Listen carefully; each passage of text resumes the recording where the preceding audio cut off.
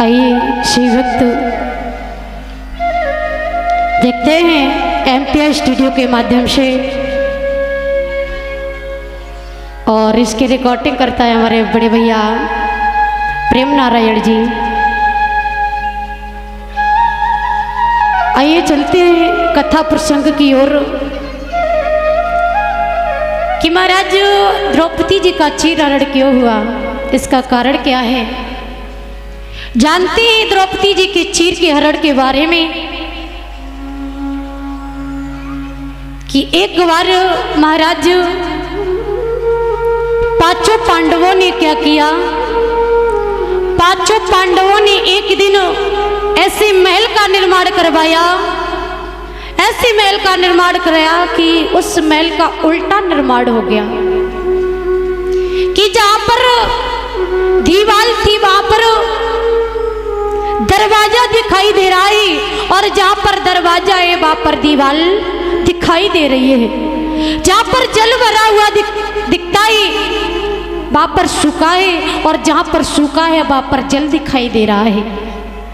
ऐसे महल का निर्माण कराया तो एक दिन महाराज क्या हुआ, दुर्योधन जो था, दुर्योधन जा करके पहुंचा, और जब दुर्योधन जा करके पहुंचा तो दुर्योधन ने क्या किया, जहां पर महाराज दरवाजा था वो समझा कि यहाँ पर दीवार है, और जहां पर जल भरा हुआ था वहां पर सूखा दिखाई दे रहा था। तो दुर्योधन ने क्या किया, दुर्योधन ने जहां पर सूखा था वहां पर अपनी धोती को समेट करके निकल गया, और जहां पर जल भरा हुआ था वहां पर बिगर धोती समेटे निकल गया। ये दृश्य जब मैया द्रौपदी ने देखा तो मैया द्रौपदी जोर जोर से हंसने लगी और कहने लगी है मैया द्रौपदी कि अंधों के तो अंधे ही पैदा हुआ करते हैं, क्योंकि महाराज दुर्योधन के पिता जो थे ये अंधे थे। तो द्रौपदी ने कहा कि अंधों के अंधे ही पैदा हुआ करते हैं, और जोर जोर से हंसने लगी। और जब जोर जोर से हंसने लगी थी, हंसना महाराज दुर्योधन को अच्छा नहीं लगा। दुर्योधन कहने लगा कि द्रौपदी तू मेरा मजाक बना रही है, और तू कह रही है कि अंधों के अंधे पैदा होते हैं। तो द्रौपदी चिंता न कर, एक दिन हम तुझे अंधों का नजारा दिखा देंगे कि अंधों का नजारा क्या होता है और अंधा होता क्या है। चिंता न कर द्रौपदी। इतना कह करके दुर्योधन जो था वहां से चल दिया, और जब दुर्योधन वहां से चल दिया तो जा करके अपनी सभा में पहुंचा, और जब अपनी सभा में जाकर के पहुंचाइए तो महाराज एक दिन शकुनी मामा ने देखा। शकुनी मामा ने क्या देखा, शकुनी मामा ने देखा कि दुर्योधन आज आप बड़े दुखी नजर आ रहे हो, इसका कारण क्या है, इसका क्या कारण है। तो उसी समय दुर्योधन कहने लगा कि मामा श्री क्या बताएं आपको, बताने में भी बड़ी शर्म आती है। तो समझा करके कहा है कि मामा बात यह है, जो 5 पांडवों की नारी जिसका नाम द्रौपदी है, और द्रौपदी ने हमसे कुछ ऐसे शब्द कहे हैं जो उन शब्दों को मेरे कानों से सुना नहीं गया। अगर शायद वो हमसे उल्टा वाला सीधा कह देती तब मैं उसको बर्दाश्त कर लेता, लेकिन द्रौपदी ने इतना ही नहीं मेरे पिता का भी अपमान कर दिया है। कहा जाता है कि बेटा वही होता है जो पिता का अपमान सहन ना कर सके। अपना अपमान भले ही हो जाए, लेकिन एक पिता और एक गुरु का अपमान ना होने पाए, वही तो प्रिय शिष्य है और वही तो अपना बेटा है। आज उसी समय शकुनी मामा कहने लगा कि दुर्योधन इतनी छोटी सी बात के लिए इतना बड़ा, इतनी छोटी बात के लिए इतने मौन, ये अच्छा नहीं लगता है। अगर तुम वीर बहादुर हो और वीर बहादुरों को ऐसी बात और इतना नाराज रहना अच्छा नहीं लगता है। तुम ऐसा करो, मेरी बात सुनो, तुम पांडवों को बुलाओ और बुला करके जुआ का खेल रचवाओ। तो महाराज इसी समय दुर्योधन ने क्या किया, महाराज पांडवों को बुलाया और पांडव जब पहुंचे हैं तो पांडवों से कहा है कि पांडव आप 5 भाई हो, ऐसा करो आप कुछ खेल खेल लो। तो दुर्योधन की बात सुन करके महाराज भीम कहने लगा कि क्या खेल खेलोगे, क्या खेल खेलोगे? जवाब दिया है महाराज दुर्योधन कहने लगा कि ऐसा करो, ज्यादा नहीं, कोई और खेल नहीं, एक जुआ का खेल खेलो, क्योंकि जुआ का खेल बहुत अच्छा लगता है। एकदम से अर्जुन कहने लगे कि जुआ को खेलना ये पाप है, वैसे जुआ खेलना नहीं चाहिए और इसको खेलना पाप है। दुर्योधन कहने लगा कि ऐसी कोई बात नहीं है, बस जुआ का खेल खेलो। लेकिन उसी समय जुआ का खेल महाराज 5 से खेलने लगे हैं, और जब 5 से खेलने लगे हैं खेल खेल में, लेकिन उसी समय दुर्योधन कहने लगा कि सुनो, क्योंकि ऐसा खेल अच्छा नहीं लगता है, अगर आप चाहें तो कुछ बाजी हो जाए और कुछ इस खेल में कुछ शर्त हो जाए तो कितना अच्छा रहेगा। लेकिन महाराज दुर्योधन ने 5 पांडवों की बुद्धि को भ्रष्ट कर दिया, और जब 5 पांडवों की बुद्धि को भ्रष्ट किया तो उसी समय खेल खेलने लगे हैं। तो सबसे प्रथम बताया गया 5 पांडवों ने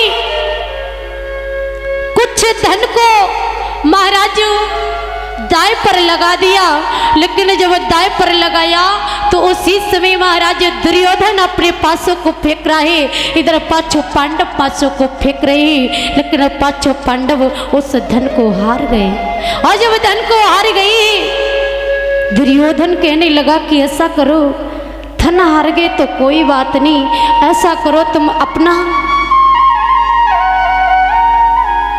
जो तुम्हारे मुकुट है ना, इन मुकुट को भी जुए में रख दो कि अब की बार आप जीत जरूर जाओगे। लेकिन एक बात बता दे कि ज्वारी जितना हारता है उतना ही उसे उस खेल में जोश आता है, और जितना ही कोई जीतता है उसे उतना आनंद नहीं आता है जितना लोगों को हार जाने में जोश, उसका नशा चढ़ जाता है। कहते हैं कि दारू पीने वाले को अगर नशा ना हो तो उसका दारू पीना बेकार है, और जो संतों की बाणी सुनता हो उसे संतों की बाणी सुनने के लिए ना मिले तो उसका पूरा दिन व्यर्थ चला जाता है। उसी प्रकार दुर्योधन जो था इधर 5 पांडवों से मुकुट को रखवा लिया, लेकिन इतना ही नहीं, महाराज 5 पांडव अपने मुकुट को भी हार गए। और जब 5 पांडव मुकुट को हारे तो दुर्योधन से कहा कि अब हम जुआ नहीं खेलेंगे। जवाब दिया है कि सुनो, जवाब दिया मेरे पास कुछ जुए में रखने के लिए रहा नहीं, कुछ धन नहीं रहा है, अब मैं जुआ नहीं खेलूंगा। जवाब दिया है कि तुम चिंता न करो, मैंने सुना है कि तुम्हारी पत्नी जिसका नाम द्रौपदी है, द्रौपदी बड़ी लक्ष्मी है, क्योंकि स्त्री एक घर की लक्ष्मी हुआ करती है। ऐसा करो तुम अपनी पत्नी द्रौपदी को दाएं पर लगा दो। लेकिन उसी समय क्या किया, अर्जुन ने मना किया, लेकिन धर्मराज कहने लगे कोई बात नहीं, अब की बार अगर हो सकता है कि द्रौपदी को दाएं लगाने पर हम इस खेल को जीत जाएं, लेकिन महाराज खेल खेल में ही द्रौपदी को दाएं पर लगा दिया। और जब द्रौपदी को दाएं पर लगा दिया, लेकिन हुआ का जैसे ही पासे को फेंका वैसे पांचों पांडव द्रौपदी को हार गए हैं। और जब द्रौपदी को हार गई तो उसी समय दुर्योधन कहने लगा, जवाब दिया दुशासन से कहा है कि दुशासन जाओ, जिस अवस्था में महाराज द्रौपदी बैठी हो उसे उसी अवस्था में खींच करके हमारी सभा में लाया जाए, ताकि उसे पता चल जाए कि दुर्योधन है क्या चीज। दुशासन जो इतनी ये बात सुनी तो दुशासन ने क्या किया, जाग करके महाराज द्रौपदी अटारी पर अपने केसों को सुखा रही थी। जब द्रौपदी अपने केसों को सुखा रही थी उसी समय दुशासन गया और जाकर के महाराज द्रौपदी के केसों को पकड़ लिया। द्रौपदी कहने लगी कि दुष्ट, मेरे केसों को क्यों पकड़ लिया? पहली बात यह है कि तुझे मालूम नहीं है मैं 5 पति की नारी हूँ। यदि मेरे पति को पता लग गया ना तो वो तुझे जीवित नहीं छोड़ेंगे, इसीलिए हम तुझे समझा रहे हैं। लेकिन दुशासन कहने लगा कि वो हमें पता है, लेकिन एक बात याद रखना। लेकिन दुशासन ने क्या किया, द्रौपदी के केसों को पकड़ा और पकड़ करके महाराज घसीटता हुआ ले जाने लगा। लेकिन द्रौपदी ने विचार किया कि लगता है ये हमसे मजाक कर रहा है क्योंकि हमारा देवर लगता है। लेकिन वह समझाया, लेकिन उसी समय दुशासन ने क्या किया, द्रौपदी को ले जाकर के सभा में खड़ा कर दिया। और जब सभा में खड़ा कर दिया उसी समय महाराज दुर्योधन कहने लगा कि दुशासन नगिन कर दो इस द्रौपदी को और नगिन करके हमारी जंगा पर से बिठा दो। जो इतनी बात सुनी, लेकिन महाराज चारों तरफ मैया द्रौपदी ने देखा कि कोई नजर नहीं आ रहा है। 5 पांडव सर को झुका करके बैठे हैं। जब वो 5 पांडव नीचे सर को झुका करके बैठे, इधर भीष्म पितामह को देखा। जब भीष्म पितामह को देखा तो एकदम मैया द्रौपदी ने देखा तो कहने लगी कि भीष्म पितामह आप भी इस सभा में बैठे हैं। 5 पांडवों से कहा है कि आज क्या कारण है मुझे यहाँ पर लाया गया। लेकिन दुर्योधन ने अपनी गदा को उठाया और जैसे ही दुर्योधन की तरफ भागा, एकदम से धर्मराज युधिष्ठिर ने पकड़ लिया कि अर्जुन, ये भीम क्या करने के लिए जा रहे हो?